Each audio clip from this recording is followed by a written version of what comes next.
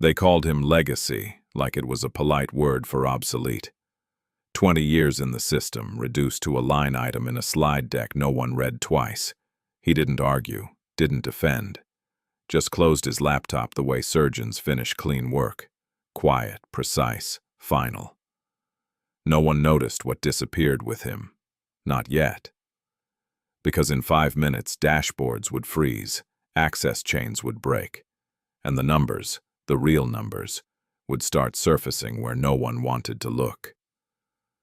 And when they finally understood what he actually held together, it would already be too late. The conference room was built for dominance. Glass walls, polished steel, a skyline that looked expensive even on cloudy days. Slides moved forward with the mechanical confidence of people who believed numbers only told one story. Optimization, someone said. Streamlining, added another. Modernization, the CEO concluded, as if the word itself could erase everything that came before. On the screen, his name appeared for less than 3 seconds. No title. No history. Just a function. Legacy IT. A category, not a person. He sat at the far end of the table, hands folded. Not defensive, not tense. Just still. The kind of stillness that doesn't come from uncertainty, but from knowing exactly how things will unfold. No one asked him anything. That was the first mistake. The VP clicked to the next slide.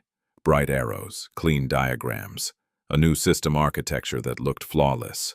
On paper, it had layers, redundancies, outsourced modules with impressive names. It had everything except one thing: reality. Transition will be seamless, the VP said, voice steady, practiced. We've mapped all dependencies. A small pause, barely noticeable. The kind that doesn't show up in reports, but he noticed it. Because all dependencies is a dangerous phrase when you've spent 2 decades quietly becoming one. The CEO didn't look at him when he spoke. He's an old-timer from IT. Fire him. There was no tension in the room, no shock. Just a faint shift, like a recalculation, people adjusting posture, priorities, tone. The decision had already been made somewhere else. This was just the echo. He nodded once, not in agreement.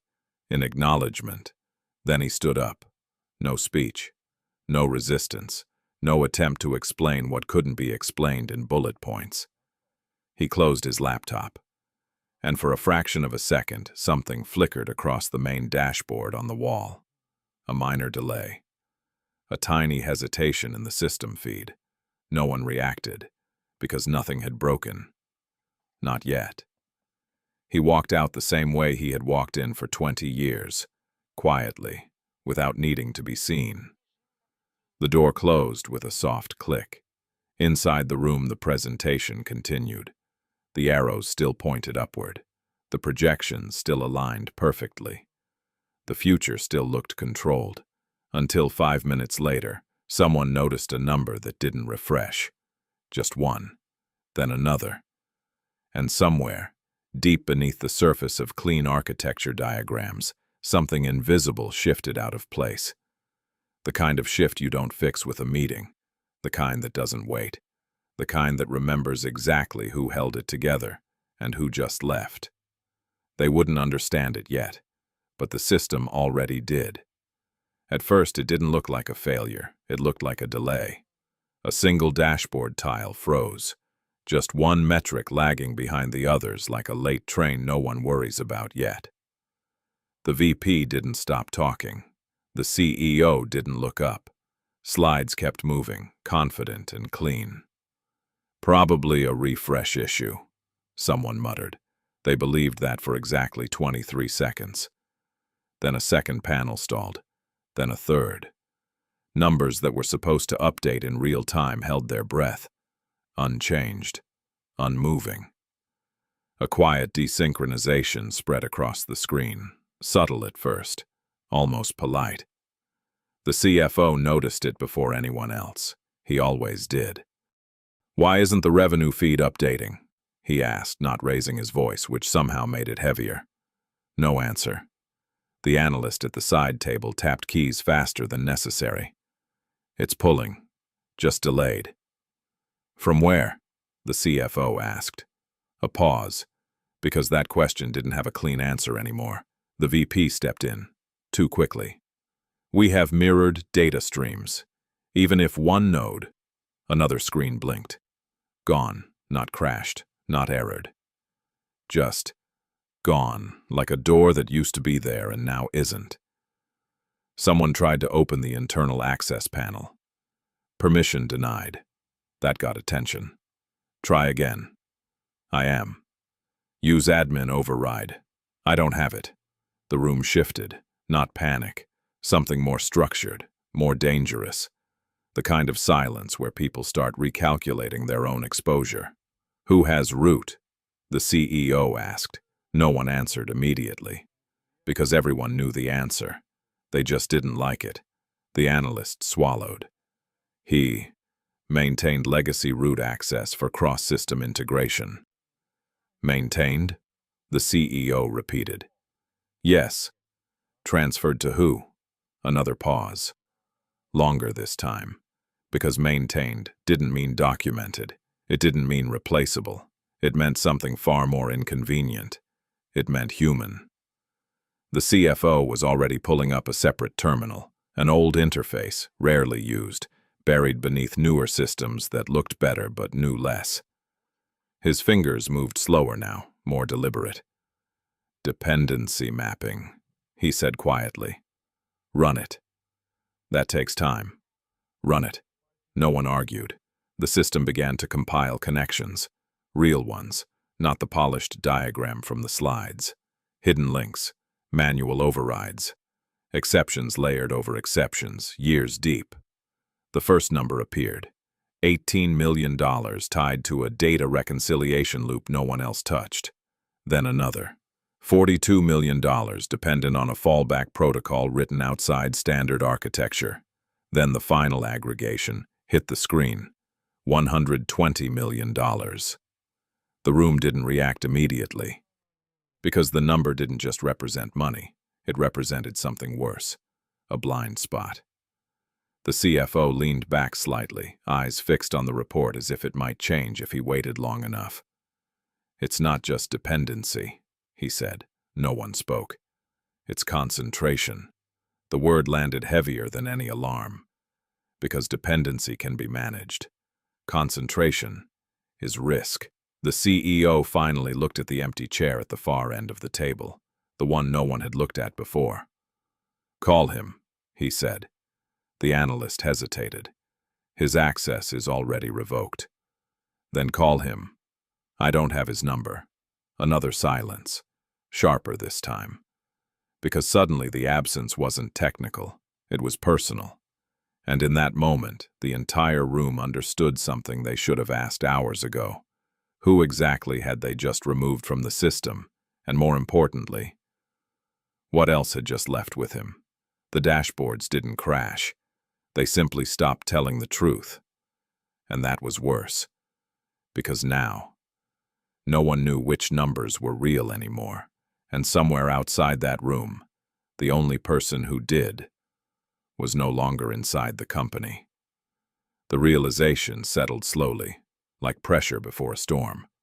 Not loud, not dramatic, just inevitable. They would try to fix it. Of course they would. But systems like this don't break loudly. They unravel quietly. Layer by layer, until there's nothing left holding them together. И именно в этот момент кто-то впервые произнес вслух. We might not be able to rebuild this in time. And no one disagreed. If you've ever watched someone get dismissed like a replaceable part, and felt something didn't add up, this story is for you. Subscribe now, because what happens next will change how you see invisible roles forever. Drop a comment. Have you ever seen a company underestimate the one person holding everything together and stay until the end? Because the next move he makes, no one in that room is prepared for. They didn't waste time. Not because they were efficient, because they were exposed. Within minutes, the room transformed. Slides disappeared. Laptops multiplied. Voices dropped into that controlled urgency corporations use when panic would look unprofessional, but delay would be fatal. External consultants, the VP said. We bring in a rapid response team. The CFO didn't look up. They'll need documentation. Silence. Because everyone now understood the pattern. The cleaner the architecture looked, the less it actually revealed. Then we rebuild the map, the CEO said, sharper now. Piece by piece. From what? The CFO asked. No one answered. Because from what implied there had been a complete source to begin with. And there wasn't. There had only been him. Across the city, he sat by a window that didn't try to impress anyone. No glass walls, no skyline positioning. Just a quiet place where nothing depended on him. Anymore. His laptop was open, but not active. No alerts, no system dashboards. No silent signals waiting for him to notice what others couldn't. For the first time in years, the noise was gone, and in its place, space. He stirred his coffee slowly, watching the surface settle after each movement. There was something familiar about that pattern. Disturbance. Adjustment. Stillness. Repeat. His phone vibrated once. Unknown number. He looked at it, not surprised. Just curious how quickly it had started. He didn't answer. Not yet. Back in the conference room, the illusion of control was fading in layers. Why are the fallback systems not triggering? Someone asked. Because they're not connected the way we thought, another replied. Then connect them. It's not that simple. Nothing was simple anymore. The consultants had joined the call, sharp, fast, confident. They spoke in frameworks, in standardized recovery models, in best practices that worked everywhere except here. Your system has non-linear dependencies, one of them said. That's not possible, the VP snapped. Everything is documented. Not this, the consultant replied calmly. This was built, incrementally. He didn't say the rest out loud, but everyone heard it anyway. Built by someone who knew where the system broke before it broke. The CFO was already running simulations, projecting timelines, estimating impact windows. How long? The CEO asked. For full reconstruction? The CFO paused. Weeks. That's not acceptable.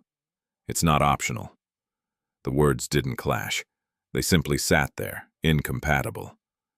Then we isolate the critical paths, the VP insisted. We focus on the $120 million exposure. We don't know all the paths, the analyst said quietly. That landed, because it wasn't resistance, it was fact.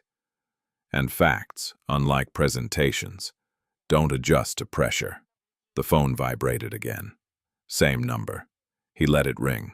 Outside, people moved through their routines, unaware that somewhere, in a polished room above the city, a system had started to come apart. Not loudly, not visibly, but structurally. He took a sip of coffee. Still warm. Timing had always mattered to him. Not speed. Not urgency. Timing. Inside the company, they were reacting. Out here, he had the luxury of choosing when to respond. That difference would decide everything. Get him on the line, the CEO said, no longer asking. We're trying. Try harder. The room was no longer strategic. It was procedural. Steps, attempts, escalations. The language of people who had lost the ability to predict outcomes. The CFO closed one window, opened another. Impact window is narrowing, he said. If we don't stabilize within the next hour, we start seeing downstream distortions. How bad? The CFO didn't answer immediately. Because numbers, when they reach a certain scale, stop being numbers. They become consequences. He turned the screen slightly, not toward the whole room, just toward the CEO. That was enough. The CEO's posture changed, barely, but definitively. The kind of shift that doesn't come from confusion anymore, from understanding. Call him again. The phone vibrated a third time. He looked at it, then finally picked it up. But he didn't speak. He simply listened. On the other end, the voice was controlled, professional, careful not to sound like what it was. Urgent. "We need to discuss a transition," the voice said. He almost smiled. Transition. The word returned, just like in the presentation. Only now it meant something else entirely. He leaned back slightly, letting the silence stretch just enough to be noticed. Then calmly, he asked the only question that mattered. "On what terms?" Back in the conference room, no one moved. Because they all understood at the same moment that this was no longer about systems, or architecture, or even the $120 million dependency. It was about leverage. And for the first time since the meeting began, they didn't have it.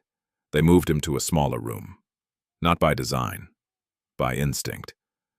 The kind of room where conversations change tone, where glass walls are replaced by something more contained, more careful. No skyline, no audience.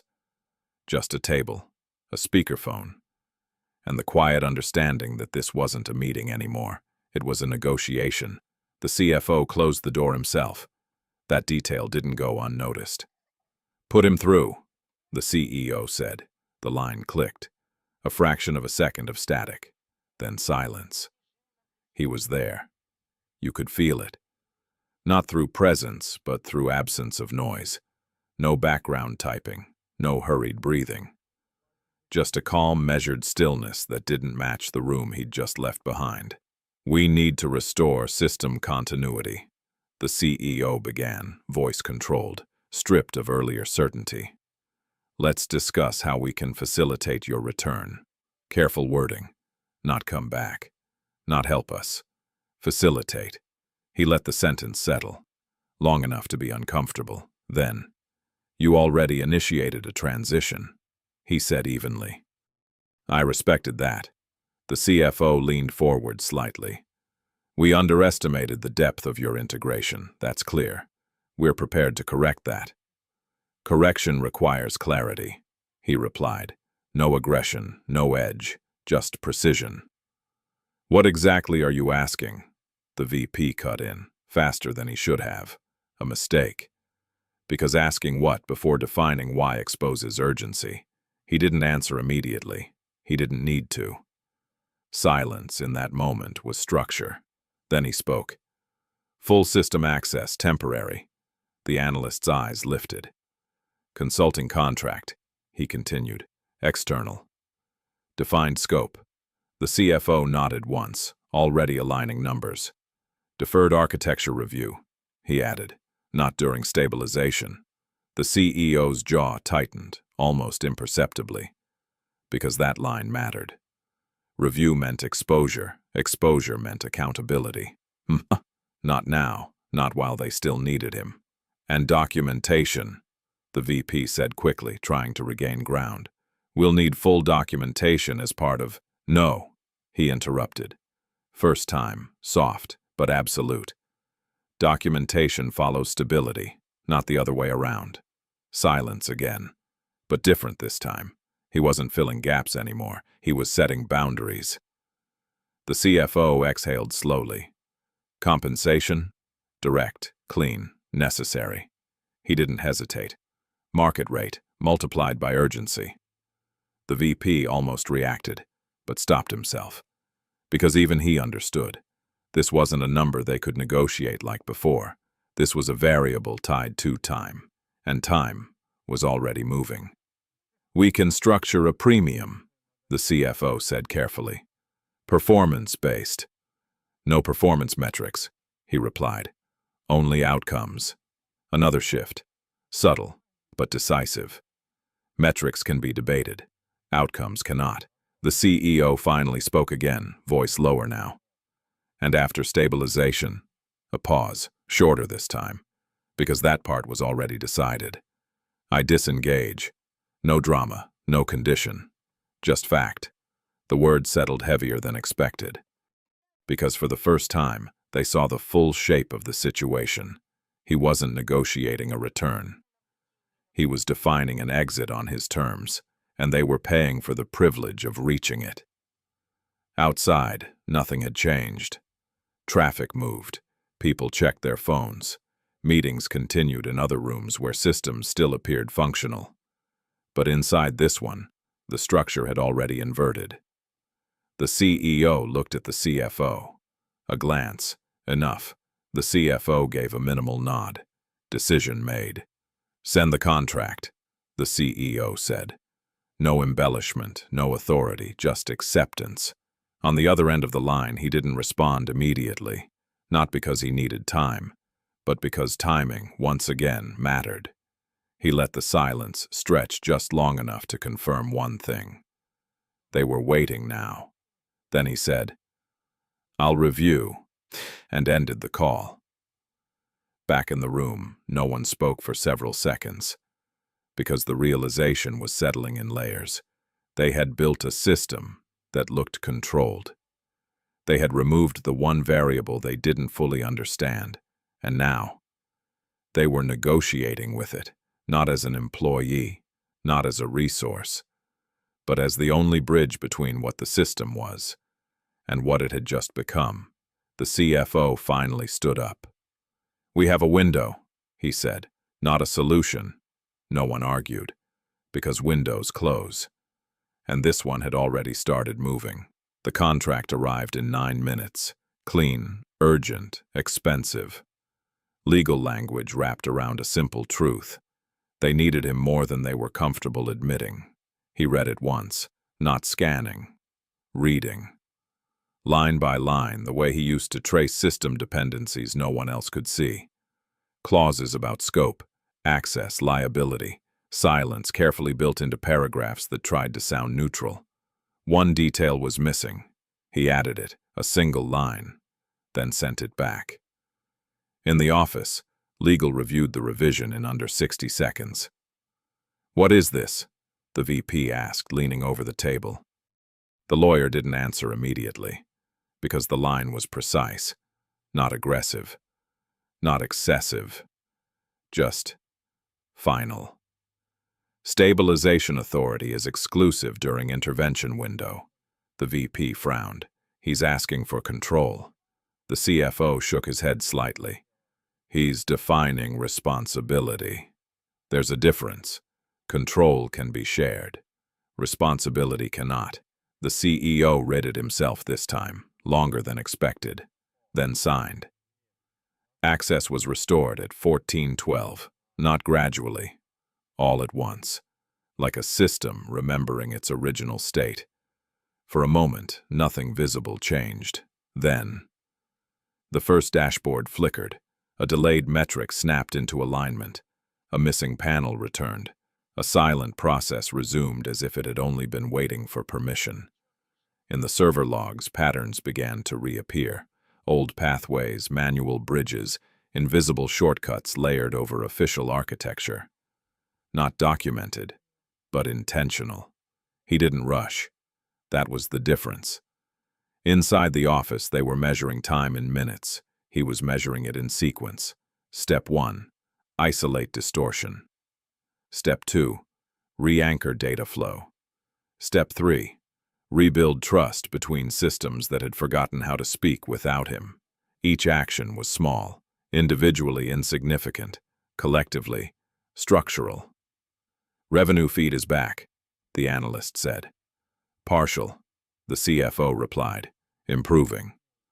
Another screen stabilized, then another.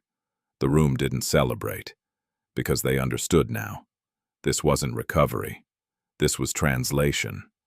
The system wasn't fixing itself. It was recognizing him.